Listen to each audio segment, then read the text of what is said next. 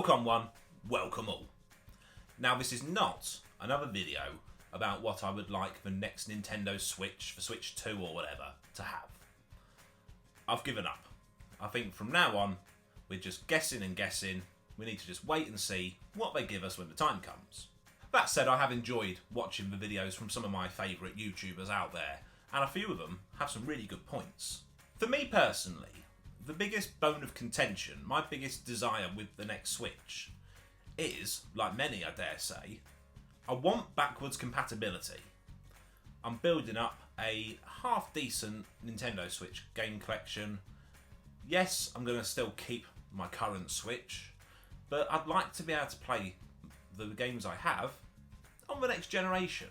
Now, we'll have to wait and see, as I've said, but it did get me thinking. Has Nintendo been good to us in the past? And after a full-on 10 seconds thinking, I've come to the conclusion, yes it has. Let me explain. Now I know with the actual home consoles you only really had two that were backwards compatible. The first run of Nintendo Wii consoles could play GameCube games, although I do believe you needed the GameCube controller still, and you definitely needed the GameCube memory card. And of course the Wii U, providing you had the Wii controls and the sensor beam thing, could play original Wii games. And that was about it really. But there's another side to Nintendo. One which I personally am a lot more familiar with. I'm talking handhelds, baby. I'm going to gloss over the current Switch, because as we know, you can't use physical hardware from previous generations on the Switch. It's got its own card slot, its own design, and it plays its own games. I will just mention for the sake of it that there's a good amount of re-releases and remasters, such as Metroid Prime, which has just come out. I've only had my copy arrive a couple of days ago. I'm looking forward to getting stuck in. And Zelda Breath of the Wild was actually a Wii U game, as were many others which have been brought across to the Switch. Because as we know, the Wii U, not the biggest success. But boy, has the Switch made up for that. I would also mention, of course, on the eShop and Nintendo Online, especially if you get the add-on package, which I do and have a great time on, you've got access to quite a lot of legacy games. But we're talking physical hardware today, which means moving on from the Switch to the previous generation. The Nintendo 3DS. I have here the 3DS console I use the most. It's the first gen of 3DS XLs. I wish I'd picked up the new 3DS XL when it was a bit cheaper because they've skyrocketed right now. But hey ho, I'm still very happy with this.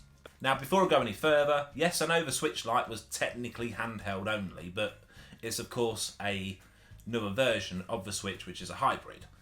So when I say this is potentially the last ever handheld only console made, I mean it. You see, Nintendo could keep making different versions of the Switch forever. I think they've actually hit on the perfect console design. Look at the success it's having. I love mine. So there's no need for them, if they keep making hybrids, to keep making handheld only versions. It's unnecessary.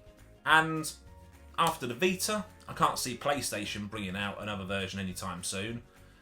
Xbox has never dabbled. They may in the future, but I don't know, I just can't see it happening. So this is a really important piece of gaming history. And it's also awesome. It's the first console that I completed a Zelda game on, which was Ocarina of Time 3D. I'm still collecting for it now. I just got actually two Zelda games, Majora's Mask and Link Between Worlds. But there's a lot more to it than that. You've got the expected Mario games. Monster Hunter was a really big deal on this, and it still is actually brilliant on this console. You've got Batman, Arkham Origins Blackgate, one of my favourites on it. You even had Resident Evil. Did you know Resident Evil Revelations originally came out on the 3DS? It's what it was designed for, before it was ported to other consoles. So yeah, it's a big boy. It did a good job. Which is why it was very popular. After Nintendo dropped the price when we first released it. But I'm not here to wax lyrical about how much I like the console. I'm here to talk about backwards compatibility. And this did it perfectly. Because not only can you play the 3DS library of games, you can also play the full DS library, which made this, at the time, a console with the biggest game library on the market. Now, I don't know if you had an original DS, I dare say that you probably did, or you've at least played one. So you might be aware of just how big a game library it was. Now, don't get me wrong, the 3DS library, certainly nothing to sniff at. But the DS library was enormous. It was a big success. So when they launched this, and let us play games from that original library as well, it was just perfect. One console with so much choice.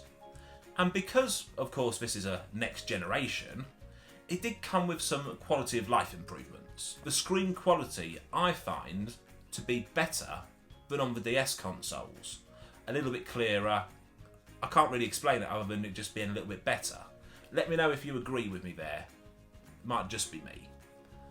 And the thumbstick, which made playing a lot of DS games a lot easier than just using a D-pad. Especially if you're a home console gamer and you're used to using thumbsticks, it made it a lot easier for you, a lot more familiar. Obviously they had different versions like they do with all their consoles. The original 3DS, this 3DS XL, the 2DS brick, the new 3DS and the new 3DS XL, which were the same but slightly more powerful. And there are roughly half a dozen to a dozen games which you could only play on the 3DS XL new version because it was that bit more powerful. Xenoblade was one of them. Can't think of any others off the top of my head. A really good console and a really good legacy, which goes to prove that Nintendo does understand how important its legacy platforms are to the consumers. At least they understand it sometimes. So, I bet you know where we're going now. We're going from the 3DS to the previous generation, the DS. I do believe this is still the best-selling handheld console ever. And it was such a big hit. First of all, the two screens were quite futuristic. We hadn't seen that before. It was a big deal. The touch screen, that was, I want to say, relatively new technology. It wasn't so much it was new technology, just it wasn't widely available technology. Phones weren't touch screen when this came out. And it's just brilliant. It had something for everyone. A lot of people say, and I agree with this, that a lot of the DS's success was that it appealed to the casual gamers. You quite often saw kids getting their nans to play brain training, or you had some of the old school puzzle games like solitaire and chess. But you did have some really good proper games. I hate using that term, but you know what I mean. You had some brilliant RPGs. I've played more Final Fantasy games on the DS than I have on any other platform. They did actually bring out a Resident Evil game, a remake of the first game, which plays fantastically well, although it's quite uncommon now, so if you find one, grab it. You had, of course, Mario Kart and other racing games as well. You had Splinter Cell, which was a big franchise at the time. The variety here was endless. You could even use it as an ebook reader. Hugely successful console, and backwards compatible yet again. All you had to do, take this little cover off, and that, my friends, is a Game Boy Advance slot. Now, I love the Game Boy Advance. It's got a great library as well.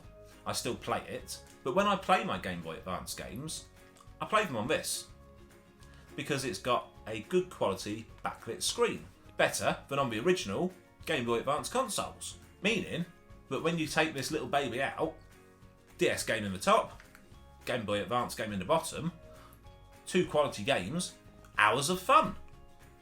Now this is the DS Lite, the best selling version, and in my opinion the best version to get. Really good quality, robust console, fantastic battery life as well. They did have other iterations, of course. The DS Lite, which I've got here, was the second. The first was just called DS.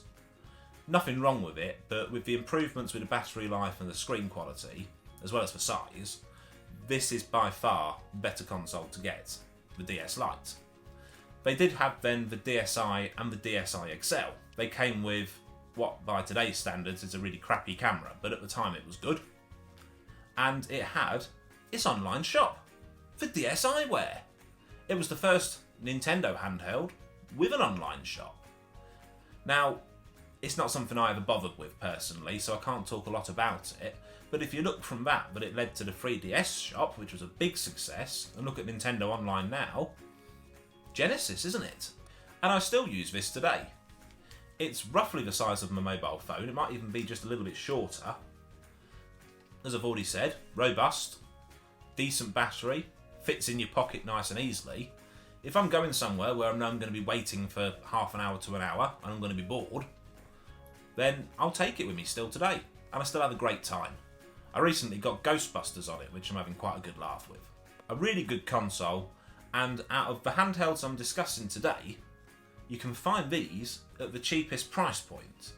So if I am giving you nostalgia goggles, and you want to get into some of the retro Nintendo handhelds, the DS is a good place to start. It's pocket friendly, the choice is huge. And of course there had to be something before the DS, didn't there? This is my very loved and prized Game Boy Advance SP-001. This is the middle model of Game Boy Advance they brought out. You had the original one, which had a fantastic form factor, and I did have one until recently. The only downside is it doesn't have a backlit screen, and I just struggled to see it. Little side note, but I do actually plan sooner or later to modify one with an IPS backlit screen. It's been done tons of times. There's loads of videos on YouTube. I'll record my attempt and upload it when I get round to it. I say get round to it, you know, can afford it. Anyway, this has got a front lit screen, which is a bit like the old school digital watches. It's literally got a little light bulb here, which lights up the front screen. Much, much better than no lighting at all. And then they did give a backlit model, the SP-101, which I don't own because they're really expensive. Looks exactly the same. This is a good way to play Game Boy Advance games, of course, that's what it was bought out for. It is a Game Boy Advance console. But I actually use this for my original Game Boy and Game Boy Color games. That's right, it's yet another backwards compatible console. They all just go in here. Yes, the Game Boy Color and original Game Boy games stick out a little bit, but I don't care. And it's got a superior screen to the Game Boy Color and original Game Boy. Of course, they've got no lighting at all. Makes a big difference. And it's also slightly bigger. When you load up the game, I think it's the left trigger, and then that stretches it a little bit into a wider screen format, so it's a bit bigger. Yes, it stretches the image a little bit, but I prefer it that way. Horses for courses, each to their own. You see, Nintendo knew at the time that their previous library was good, that people still wanted to play it. And the Game Boy Color hadn't been out for very long. I think it was around 4 years before the Game Boy Advance came out. So there was a good overlap period where they were still making and selling games as well. So if you bought your new console, you could still play them. This is actually the oldest Nintendo console I own. Because of the backwards compatibility, I don't need to own any older. The Game Boy Color or the original Game Boy. I'm not saying I wouldn't like to, just because I am a collector at heart. But for now, I wouldn't really play them because it would be a lesser experience, in my opinion, than using this. So it's not a priority. I can concentrate on building up the game library instead, which is a bit more exciting to me, to be honest. And boy, are there some good ones. The Game Boy Advance, first and foremost, do you know it had the first handheld version of Mario Kart? And it was really good. I still enjoy playing it now because it's just come out on the Legacy Collection on the Nintendo Switch on the Game Boy Advance bit. You should check it out. It had Grand Theft Auto Advance, a full-blown Grand Theft Auto game. Probably one of the more forgotten Grand Theft Auto games, which is a shame because it rocks. Little side note, you actually had 2 full GTA games on the Game Boy Color as well. Again, very underappreciated. This was made at the time when, if you had a console game, if it was relatively successful or from a reasonably large studio, they automatically made handheld versions. They couldn't port the home console version over to a handheld because the tech just wasn't there at the time. So they made a different version of the game so you could still play it. It also meant that if you really liked the home console version or the handheld version, it was worth you getting the other iteration because they were different. I liked that. It meant I got almost a 2-for-1 availability with the games. Yes, of course you start to buy them. It wasn't buy one get one free, but it was just more variety, more to enjoy and play. But then again, I'm in nostalgia mode now. I'm thinking about the Game Boy Color and all the fantastic games on that. It was my first ever proper handheld console that wasn't a Tiger Electronics thing. Nothing wrong with the Tiger Electronics things, but the Game Boy Color was so much better. You felt like you actually had a powerful console, which for the time you did, in the palm of your hand. And it made car journeys so much more fun. Probably for my parents too, because it made me shut up and be quiet while I just sat and played games. Now, if you count the Game Boy Color as different to the Game Boy, I know Nintendo doesn't, but I think it is because one's black and white and one's colour. Anyway, my opinion. Then, of course, the Game Boy Color could play original Game Boy games as well, but they're so similar. Nintendo classes them as the same, it sort of goes without saying, really. But just in case you weren't aware because you've never played anything that old, or it's been a long time since you have, I'll mention it. Makes me sound like I know what I'm talking about. Anyway, Nintendo's been good to us with backwards compatibility. I understand why the home consoles couldn't really have that. They kept changing the media type. NES, SNES, N64 cartridges were all different, so they couldn't go in the same slot. The GameCube used the infamous mini discs. It's the only console I know that used them. The Wii, they gave us backwards compatibility, at least with the first run of them.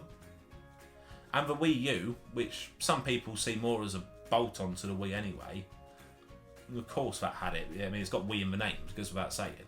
That's when they went to discs. And with the Switch being a hybrid, a disc-based format simply wouldn't work. One, they're actually too big, and two, you can't really play them handheld and reliably. Anybody out there watching this who's my age might remember the Sony CD Walkmans, or some form of portable CD player where you put your earphones in your ear. They skipped all the time.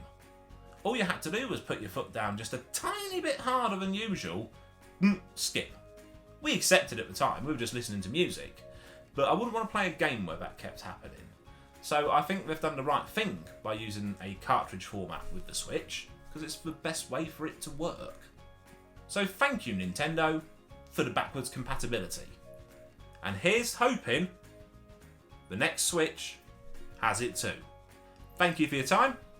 I'll see you soon. Ta-da!